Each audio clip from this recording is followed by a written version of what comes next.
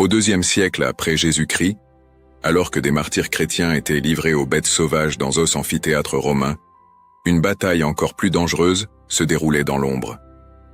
De faux maîtres propageaient des doctrines séduisantes qui promettaient une connaissance secrète et un salut facile, mais qui détruisaient l'essence même de l'Évangile. Un jeune homme né à Smyrne, disciple direct de ceux qui connurent les apôtres, se leva contre cette menace mortelle. Saint Irénée de Lyon devint le défenseur le plus puissant de la véritable foi chrétienne, écrivant des œuvres monumentales qui démasquèrent les hérésies et préservèrent les enseignements de Jésus pour toutes les générations futures. Son courage, sa sagesse et son dévouement pastoral ont fait de lui un géant spirituel reconnu par le pape François comme docteur de l'unité. Aujourd'hui, vous allez découvrir comment un seul homme a changé le cours de l'histoire du christianisme. Au IIe siècle après Jésus-Christ, alors que l'Empire romain étendait encore ses tentacules sur des terres lointaines et que le christianisme était une graine fragile luttant pour germer en sol hostile, un jeune homme né sur les rives orientales de la Méditerranée allait devenir l'une des voix les plus puissantes de la foi naissante. Irénée de Lyon n'a pas manié l'épée ni conquis de territoire, mais ses paroles ont façonné les fondements de l'Église catholique d'une manière si profonde qu'elles résonnent encore jusqu'à aujourd'hui. Né vers l'an 130, à Smyrne, en Asie mineure, l'actuelle Turquie, il a grandi à une époque où être chrétien signifiait vivre à l'ombre de la persécution et de la mort.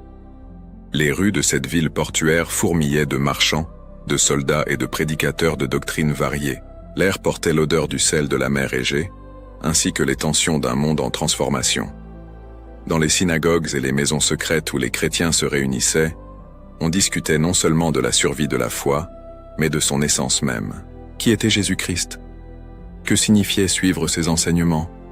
Et comment distinguer la vérité des innombrables interprétations qui surgissaient comme des mauvaises herbes dans un jardin abandonné?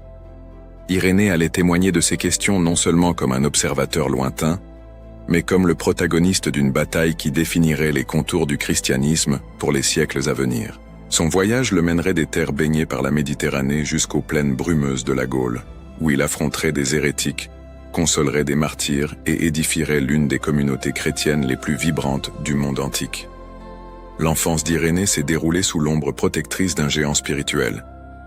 Polycarpe, évêque de Smyrne, avait été le disciple direct de l'apôtre Jean, celui-là même qui avait reposé sa tête sur la poitrine du Christ lors de la scène. Pour le jeune Irénée, s'asseoir aux pieds de ce vieillard vénérable était comme toucher l'origine même de la foi chrétienne. Polycarpe parlait avec une autorité qui ne venait pas de livres ou de théories, mais d'expériences vécues, de conversations réelles avec ceux qui avaient marché aux côtés du Maître. L'enfant Irénée absorbait chaque parole comme une terre assoiffée reçoit la pluie. Il observait comment le vieil évêque traitait chaque personne avec dignité, comment il priait les yeux fermés et les mains tremblantes levées vers le ciel, comment il affrontait les autorités romaines sans peur, mais aussi sans arrogance.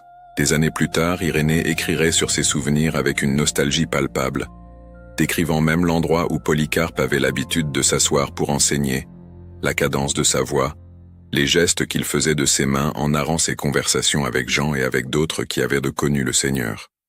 Lorsque Polycarpe fut martyrisé en l'an 155, brûlé vif dans l'arène de Smyrne devant une foule assoiffée de sang, Irénée n'était pas présent. Certains historiens suggèrent qu'il était déjà parti pour Rome ou pour la Gaule, peut-être envoyé par Polycarpe lui-même pour une mission d'évangélisation.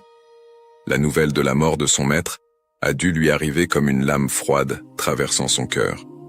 L'homme qui lui avait tout appris sur la foi, qui lui avait transmis la tradition apostolique de manière vivante et palpable, avait versé son sang pour le nom du Christ. Mais Polycarpe n'était pas mort en vain. Son courage face aux flammes était devenu une semence de vocation, et Irénée se sentait appelé à poursuivre l'œuvre commencée par les apôtres et préservée par des hommes comme son maître bien-aimé. La Gaule du IIe siècle était une terre de contrastes violents. Lyon, situé stratégiquement au confluent du Rhône et de la Saône, était un centre commercial prospère où différentes cultures se rencontraient et fréquemment s'entrechoquaient. Gaulois indigènes, colons romains, marchands orientaux et soldats vétérans partageaient les mêmes rues étroites, mais partageaient rarement les mêmes dieux.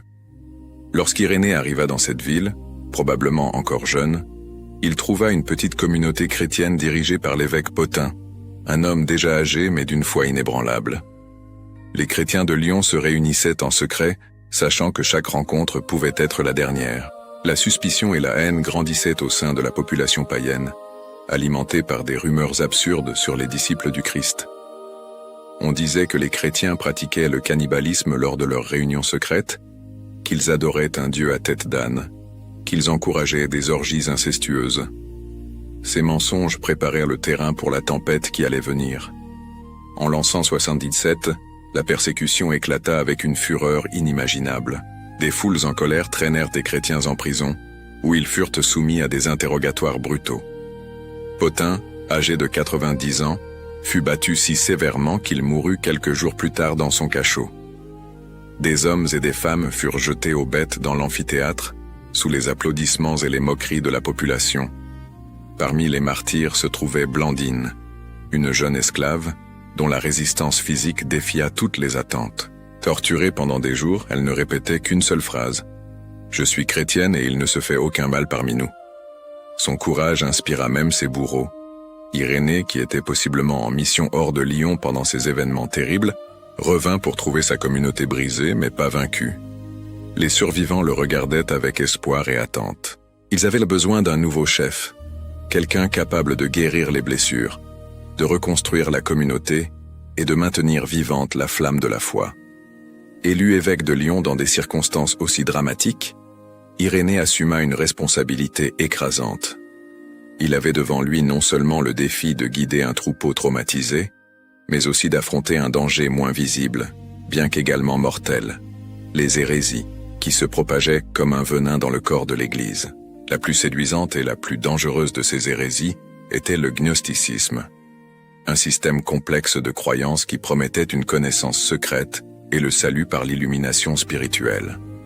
Les gnostiques enseignaient que le monde matériel était intrinsèquement mauvais, créé par un Dieu inférieur et ignorant, tandis que le véritable Dieu suprême restait lointain et indifférent.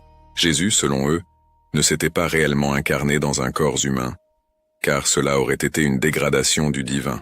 Son apparence humaine n'était qu'une illusion, un déguisement temporaire. Irénée reconnut immédiatement le danger de ces doctrines.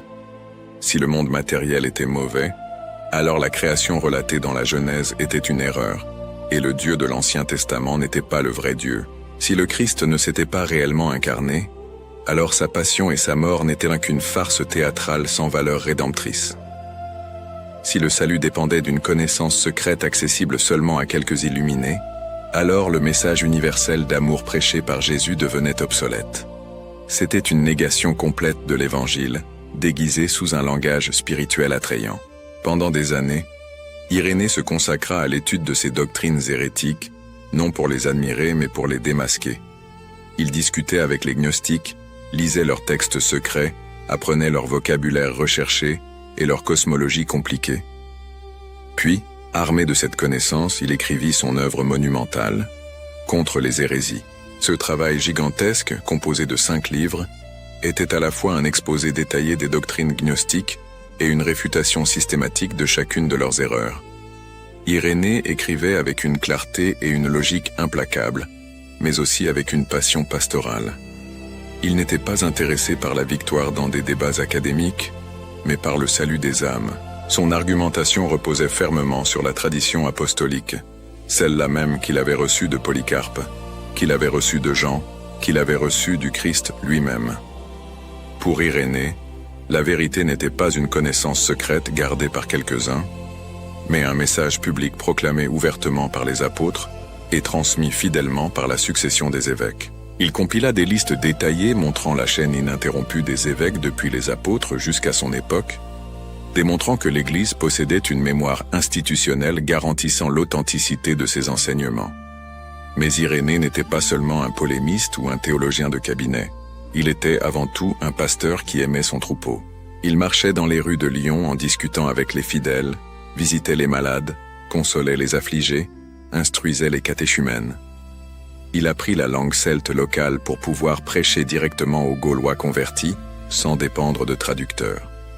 Ce dévouement lui gagna le respect non seulement des chrétiens, mais même de certains païens qui admiraient son intégrité. Sa maison était toujours ouverte pour recevoir des pèlerins, des réfugiés et des personnes dans le besoin.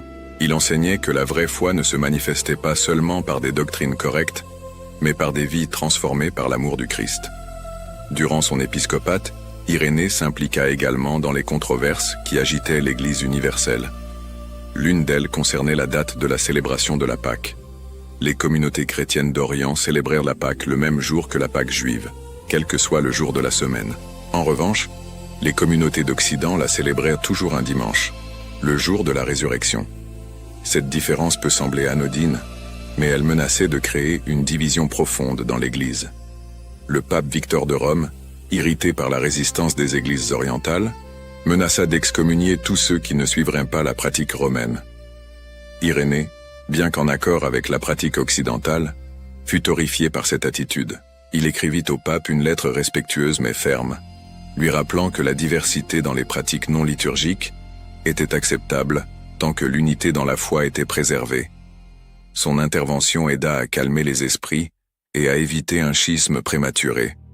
Cet épisode révèle une caractéristique fondamentale d'Irénée, sa capacité à équilibrer la fermeté doctrinaire avec la flexibilité pastorale, le principe avec la charité. La théologie d'Irénée possédait une beauté et une profondeur qui continuent d'inspirer les penseurs chrétiens aujourd'hui. Il a développé la doctrine de la récapitulation, selon laquelle le Christ, le nouvel Adam, a parcouru à nouveau toutes les étapes de la vie humaine, de la conception jusqu'à la mort, sanctifiant chaque phase et inversant la chute causée par le premier Adam. Tout comme la désobéissance d'Adam avait apporté la mort et la corruption au monde, l'obéissance du Christ a apporté la vie et le renouveau. Ce n'était pas seulement une théorie abstraite, mais une vérité aux implications pratiques profondes. Cela signifiait que toute la création matérielle avait une valeur et une dignité, que le corps humain n'était pas une prison pour l'âme, mais une partie intégrante de la personne, et que la résurrection finale inclurait non seulement des esprits incorporels, mais des corps glorifiés.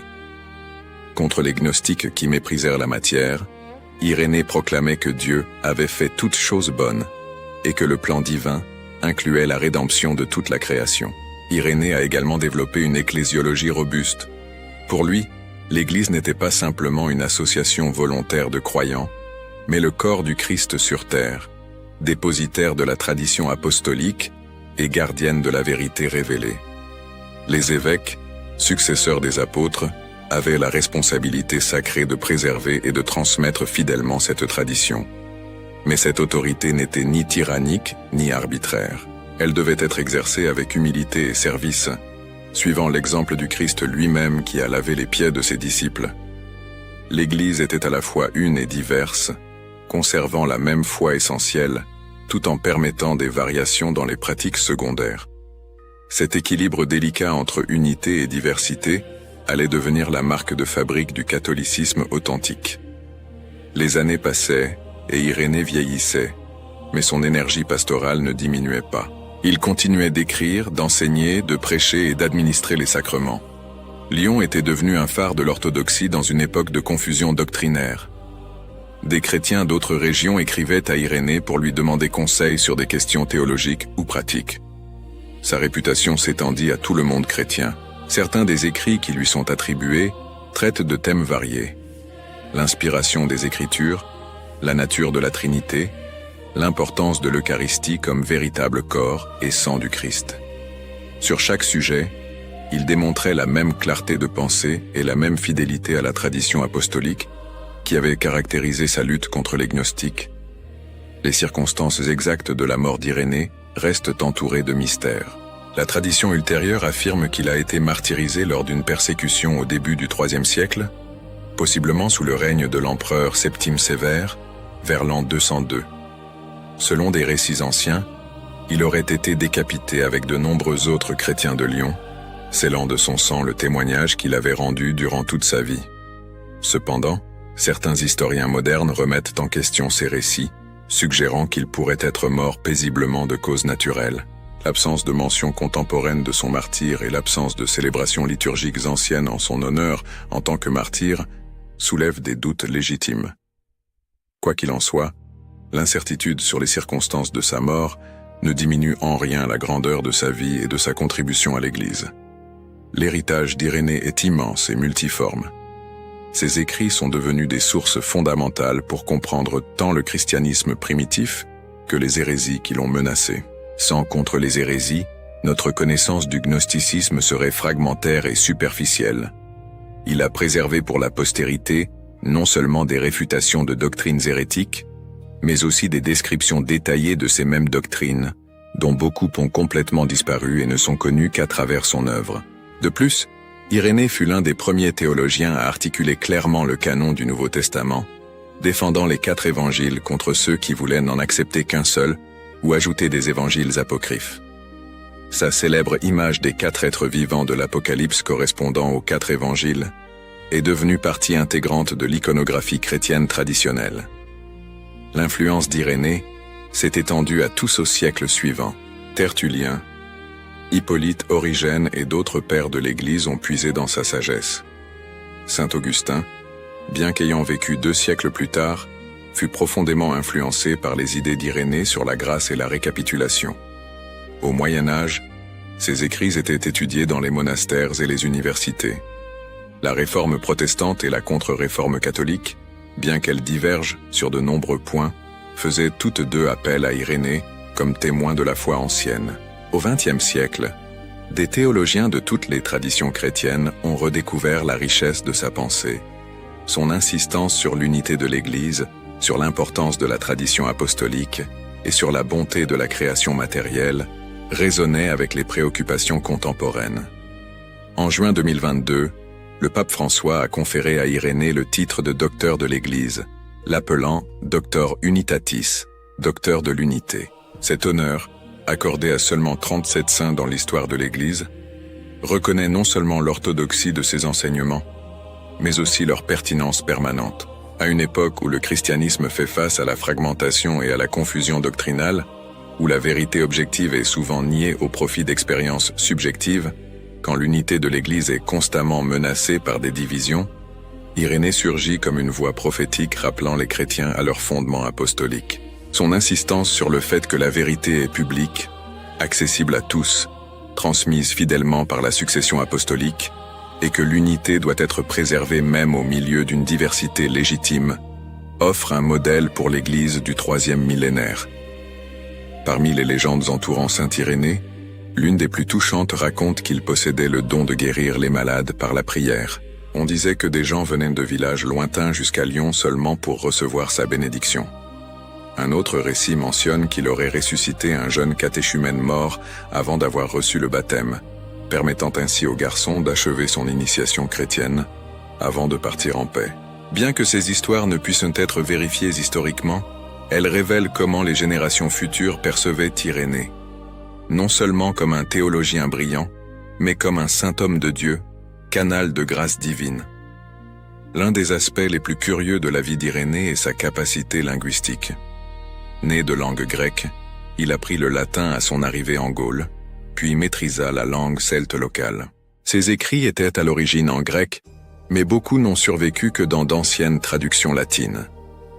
Certains fragments ont été découverts dans des manuscrits arméniens et syriaques, indiquant que son influence a atteint jusqu'aux églises orientales.